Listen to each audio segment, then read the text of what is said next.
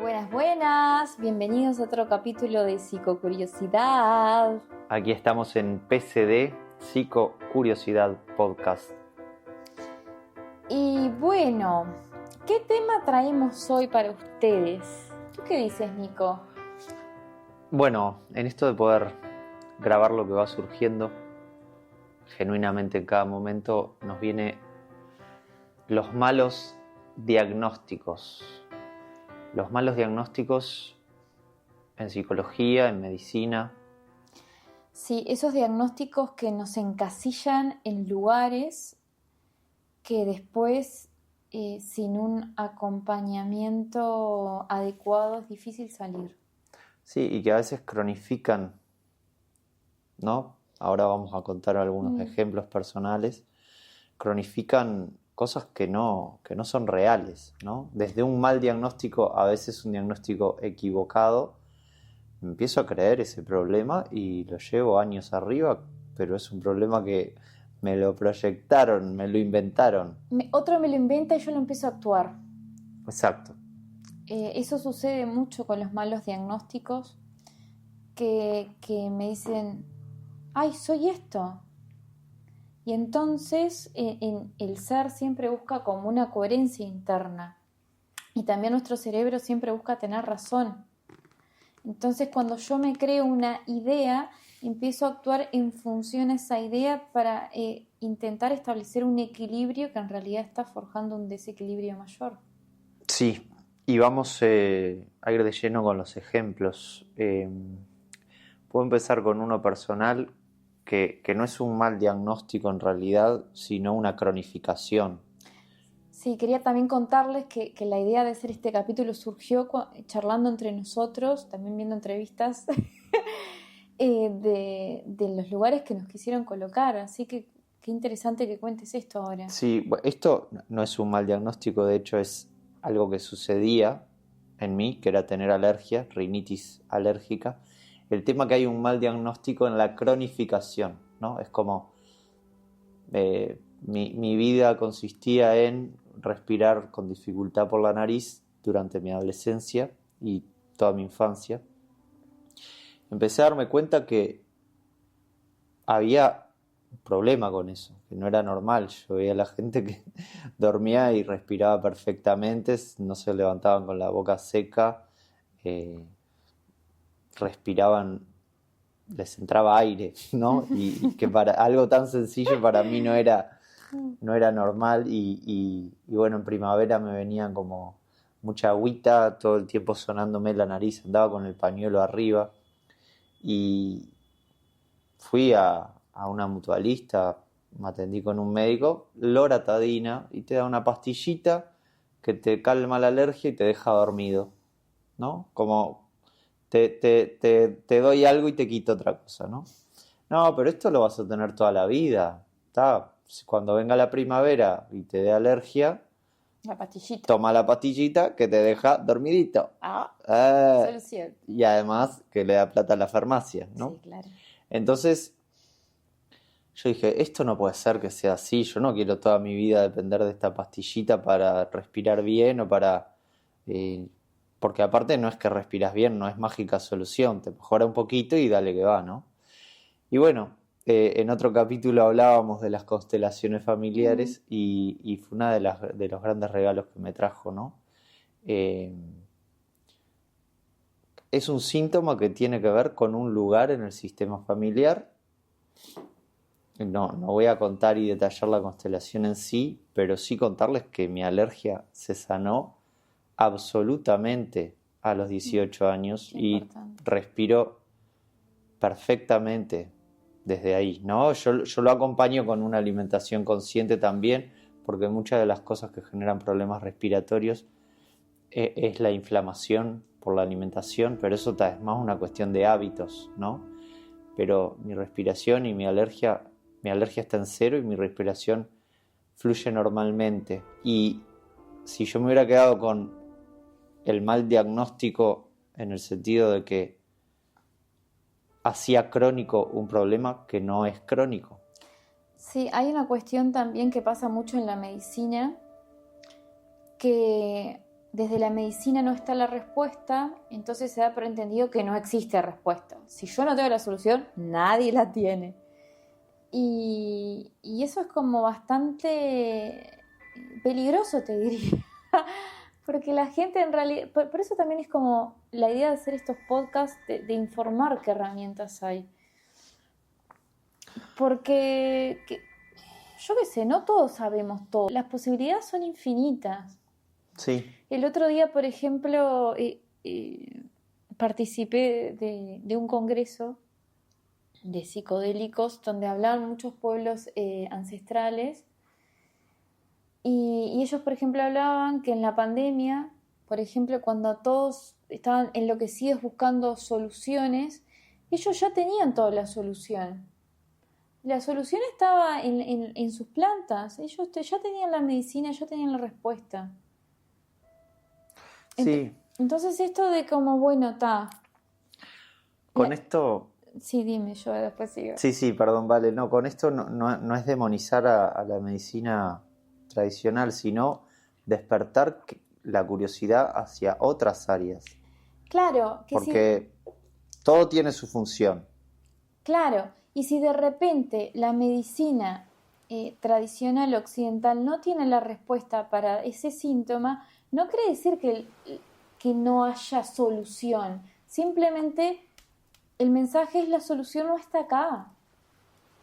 Y muchas veces también te dan como que la solución es que, como le pasó a Nico, que tomes esta pastilla toda tu vida y es como la solución más fácil o la solución que le sirve al mercado. Pero no es una solución tomar una pastilla toda tu vida. El cuerpo siempre busca la autorregulación y tiene un montón de recursos para llegar a ella. Sí. Es encontrar el camino para la autorregulación de mi organismo. ¿Que a veces necesito algo externo? Sí, claro. Pero lo necesitas temporalmente, por lo general. Sí, venías contando igual, Vale, esto de los pueblos. Ahí va. Que te corté ahí. No, en realidad no tenía mucho más que decir de eso, sino de que, por ejemplo, los pueblos originarios tienen como su concepto de medicina que está basada en plantas y de hecho son las mismas plantas las que le dan esa información, por ejemplo, a través de plantas sanadoras como la ayahuasca, como los hongos y los ibes, que les van marcando, bueno, esto te sirve para esto y esto te sirve para aquello. Si lo juntas vas a poder generar este brebaje que te va a servir para esto otro. Tienen ahí como una llave a una sabiduría ancestral que es muy justa en su resultado, ¿no? Es muy... Muy potente. Es muy potente y muy eficaz. Sí, porque este es otro de los mitos. Es una plantita, no te va a hacer nada. Está sintetizada. Está sintetizada y justamente lo sintetizado es lo que le quita el poder a la planta. Ellos también hablaban, estamos mezclando temas, pero me parece re interesante. También hablaban de esto que tú dices, cuentas, Nico, de la importancia de la alimentación y que muchas enfermedades en realidad se resuelven alimentando bien al cuerpo, tomando en cuenta la microbiótica, ¿no? Y que en realidad, que en esto de la industria alimentaria, que cada vez es más como sintética, se pierde el nutriente. Y que no es lo mismo comer una semilla sintética o una semilla como muerta que una semilla que tiene toda la vigorosidad de la naturaleza, que está activa. Sí. Y eso ya te genera como una diferencia bastante importante. Sí, mi última ramificación, y volvemos al tronco, y es esto de buscar comer alimentos que tengan un ingrediente, ¿no? Carne tiene un ingrediente, la papa tiene un ingrediente, la naranja tiene un ingrediente, ¿no? Como el ultraprocesado tiene 75 ingredientes. Unas galletas industriales tienen 40 ingredientes. Entonces, bueno, la natural, como dice un nutricionista, lo pueden buscar, Nutrillermo. Si lo hizo la naturaleza, cómetelo. Claro. Si lo hizo el ser humano, claro, piénsalo. Claro. Bien, pero volvemos, Vale, porque nos estamos yendo a esto de los malos diagnósticos y quizás nos podés aportar, ahora que aparte, mientras hablamos va saliendo el sol, un momento de mal diagnóstico en tu vida? Bueno, he tenido varios, la verdad. Sí, a mí me han dicho cualquier cosa. Que creo que al final me ha venido bien porque me ha hecho tomar mucha conciencia sobre mi camino como terapeuta, ¿no? En esto de qué recomendar, que sí, qué decir, esto de la ética. Bueno, me lo ha marcado como a flor de piel. Ahora, lo que se me viene a contarles fue que cuando yo era chica, tenía 13 años, me pasaba que lloraba todo el tiempo. Lloraba todo el tiempo y no tenía ni puta idea por qué lloraba, ¿viste? Cuando no logras conectar, tipo, Un hecho un hecho con una con emoción. esa emoción. Es como, me siento bien, pero lloro todo el día, no entiendo. A la vez se me había empezado a caer el pelo, se me había empezado a caer las uñas, era como, tenía que hacer algo. Ta, Esto va a una psicocuriosa. ¿Qué pasa cuando se te cae la uña? ¿Te queda la carnecita ahí? ¿Cómo es? te vino la curiosidad. Esa fue En psicocuriosa. realidad lo que me pasaba era que me empezaron a hacer las uñas corrugadas, Ah, se claro. empezaban a caer, pero abajo había otra uña. Ahí va. Pero se caían, ¿entiendes? Era Sí, como, algo raro hay. era raro, era rarísimo.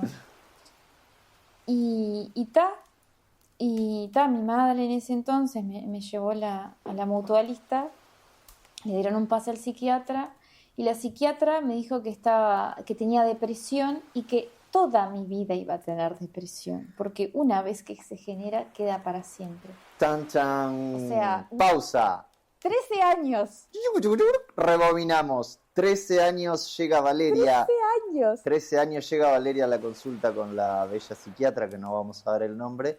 Y la bella psiquiatra le dice: toda tu vida vas a tener depresión. Y vas a tener que tomar esto. ¡Tuc! También destaco que mandaron a mi familia terapia familiar. Bueno, ahí bien, Eso quebramos bien. una lanza, pero Una la bien. otra es inquebrable, ¿no? Ta. Toda tu vida, todo lo que venga después de esa frase. Era como, ¡fua! De ahí es, bueno, ¿Qué hiciste con eso, no? ¿qué hice con eso? Mi madre levantó la medicación, cosa, y yo le dije, no voy a tomar esto, no voy a tomar esto, no voy a tomar esto en toda mi vida. Y, y dije, mi familia tampoco no les entusiasmó lo de ir a terapia familiar tampoco. Y ahí dije, me tengo que salvar. Claro, pero acá hay algo y es, podrías haberlo tomado toda tu vida, ¿no? Por Claro, eso, yo siempre fui media rebelde, por suerte, me bueno, salvé pero la rebeldía. es la seriedad del tema, ¿no? La Sí, seriedad que tiene este tema, porque sí, este caso que tiene un final donde más o menos la fuiste remando, ¿no? Y yo hoy acá adelante no tengo a una persona depresiva, no, no. claramente, pero podrías haber estado toda tu vida con eso. Sí, podría haberme creído ese cuento. Y es muy serio esto, porque Sí, seguramente que le está pasando a mucha gente. sí, de hecho me ha pasado, en la consulta llega mucha gente que se comió la pastilla en el momento que le dijeron vas a ser un depresivo toda tu vida. Exacto, entonces, ¿qué hiciste ahí? Y ahí en realidad dije no, esto no, como voy a buscar otra solución. Y en realidad lo que me restableció el orden en mi organismo y que puedo hacer y puedo hacer que estos síntomas dejaran de aparecer fue el Reiki. El Reiki. Fue el Reiki. En ese momento, justo un familiar que hacía Reiki se ofreció para hacerme, dije, sí, dale. Y eso me equilibró. Y iba a decir otra cosa que no me acuerdo. Bueno, yo cuando me acuerde lo diré. El Reiki te equilibró y te dijo, volvé a la vida, Sí, estás acá. estás acá. Y después con el paso del tiempo fui entendiendo qué me pasaba. Y habían situaciones a nivel familiar que eran obvio que me generaran angustia, como por ejemplo que había muerto un abuelo que no había llegado a ver, que no veía hace muchos años. Entonces como que tampoco estaba como muy permitido el duelo en la familia y él lo tenía que expresar. Y tal, fui yo. Pero en realidad cuando visito al psiquiatra, nadie indagó cuál era la situación. Claro. De por qué estaba triste. En realidad estaba haciendo un duelo natural que se había ido un poco de las manos porque estaba generando síntomas más graves como esto de la caída del pelo y demás. Y habían otras cosas mezcladas también, pero realmente era un diagnóstico muy lejos de la realidad. Sí, hay una deshumanización, ¿no? En el propio sistema de tengo que atender mucha gente hoy, pero decirle a una gurisa de 13 años, ese es el ejemplo que tenemos hoy, Sí. pero debe haber miles de estos y también esto va con mucho amor hacia la gente que está atravesando un mal diagnóstico o que cronificó una enfermedad que no era crónica. Y es toda tu vida vas a ser depresiva o toda tu vida, como en mi caso, vas a tomar el antialérgico. Que no, es que sos eso y no tienes posibilidad de hacer otra Sos cosa. eso. Ahí, acá está Vale la depresiva y Nico el alérgico, ¿no? Claro. Y no, esa etiqueta ya se fue. Sí, y que las etiquetas tienen mucho peso en la construcción de la identidad de uno si las toma, ¿no? También Porque, pasa en nuestra profesión, ¿eh? Que a veces sí, vos sos un borderline. Bueno, ojo con eso. Yo lo puedo pensar como terapeuta lo puedo pensar, pero en el trabajo con el paciente voy a investigar en sus recursos, en lo que sí puede lograr. claro. No le puedo decir vos tenés trastorno borderline de la personalidad porque eso le va a cargar peso en la mochila. Saber eso no le va a aportar mucha cosa. Hay también una idea social de que los diagnósticos dan calma. Y en realidad siempre encontrar una respuesta da calma. Pero es como la gente que se obsesiona en que su pareja la está engañando. Y la empieza a revisar todo y lo sigue, cosas, y lo encuentra con otro. ¡Ay, qué alivio! Ya me saco esa idea de la cabeza y no le toque seguir poniendo energía. Pero eso no es una verdadera calma. Es la necesidad de cerrar un ciclo que está abierto, que está gastando mucha energía. Pero lo que da calma realmente es restablecer esto de la autorregulación organísmica, ¿no? Restablecer el organismo, escuchar lo que te está diciendo, que siempre volvemos a recalcar lo mismo, porque de eso se trata, de la escucha de uno mismo, para que pueda volver a funcionar ordenadamente. Sí, el cuerpo tiende a restablecerse, ¿no? Siempre. Tiende al orden. Hay muchos estudios de esto con personas que participaron de guerras, que perdieron miembros, de hecho, del cuerpo y que sufrieron también como mucho trauma en el cuerpo, por donde lo mires, que esos miembros que ya no tienen, el cuerpo se restablece y otras partes empiezan a cumplir esas funciones. Sí, maravilloso. Claro, imagínate que eso sucede en situaciones sumamente extremas y perdiendo parte del cuerpo. Imagínate cuando estamos completos y cuando simplemente pasó algo que nuestro cuerpo no está sabiendo, cómo lidiar con eso. Claro, estoy triste y bueno, eras una niña, no estaba muy habilitada la tristeza en tu casa, No poder ser hablarla. habilitada. Entonces esa tristeza te sobrepasa, pues no la podés hablar, no recibís el apoyo, entonces el cuerpo empieza a hacer síntomas, se cae el pelo, se cae, y después llegas a una psiquiatra que te dice, toda tu vida vas a tomar esto, ¿no? Como una historia de complicaciones familiares termina en una cronificación, ¿no? Si tenemos algún ejemplo más para traer en esto, que te haya pasado o que hayas visto en la clínica. Y en la clínica he visto un montón de justamente gente que viene con diagnósticos de depresión hace muchos años y que empezamos a trabajar y empieza como a habilitarse esa escucha a uno mismo en vez de pelearse y que no quiero esto, pero yo debería hacer esto, porque lo que está bien es hacer esto y yo soy una persona horrible porque Y cuando esa persona empieza a dejar de pelearse consigo misma y empieza a poder ocupar su lugar en la vida y escucharse y bueno, estar acá, cuando estoy acá pierdo fuerza, pero cuando voy acá gano y tengo ganas de hacer cosas y tengo ganas de levantarme. Es muy ilustrativo el ejemplo que me contaba fuera del aire sobre esta chica, ¿no? Paciente que estaba en la casa. ¿Cómo era bien esto? Nada, bueno, con Nico también nos supervisamos entre nosotros, contamos anécdotas de casos clínicos sin dar información detallada, obviamente, para cuidar la privacidad. Y le contaba de un consultante que tenía un diagnóstico de muchos años de depresión y tenía una angustia muy grande cuando estaba en la casa de sus padres y sentía que no tenía ganas de hacer nada, se levantaba súper tarde, no quería salir afuera, no tenía ganas de trabajar, no tenía energía para nada, básicamente. Pero cuando iba a visitar a sus amigos en otra ciudad, de repente ahí tenía ganas de levantarse temprano, cocinaba para todos, salía a pasear al perro. Había una vitalidad que se despertaba cuando salía de esa casa. O sea que la conclusión sobre el diagnóstico era realmente tienes depresión o estás en el lugar inadecuado. Exacto. Ahí empieza a ser como más fina la cosa, ¿no?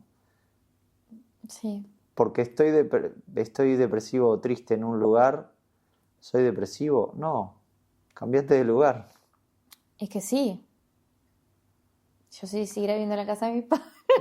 No sé si sería la persona feliz que soy hoy. ¿Por qué? Porque no es mi lugar. Todo bien con mis padres, pero tienen otra dinámica de vida, que es la de ellos, pero yo soy una persona distinta que formó otros intereses en la vida que no son compatibles. No es que esté mal, simplemente no es mi lugar. Sí, y simplemente asumir que tenemos una hermosa tendencia a irnos por las ramas, pero ya que salió lo de la depresión, es esto de la desconexión del ser, ¿no? La desconexión del ser. Yo vine a hacer tal y cual cosa en mi vida y por pertenecer, por estar en un lugar, me desconecto de mí. Por sobrevivir, me desconecto de mí, ¿no? Yo era un pintor que me encantaba pintar, pero mi padre me dijo que eso no me iba a dar plata, entonces me puse a estudiar economía y estudio economía y me desconecto de mí y me empiezo a estar triste y gano bien, pero estoy triste. Y empiezo a hacer síntomas. Y empiezo a tener dolores en la espalda y estrés cada vez que voy a trabajar. Y me empiezo a deprimir porque estoy enojado porque no hice lo que quería. Exacto, y una cantidad de energía puesta en no ser. Exacto, hay una energía tremenda. Qué importante esto que dices, hay una energía tremenda invirtiendo en no ser quien soy. Entonces, cuando nos preguntamos cuál es el origen de la depresión, no ser quien soy.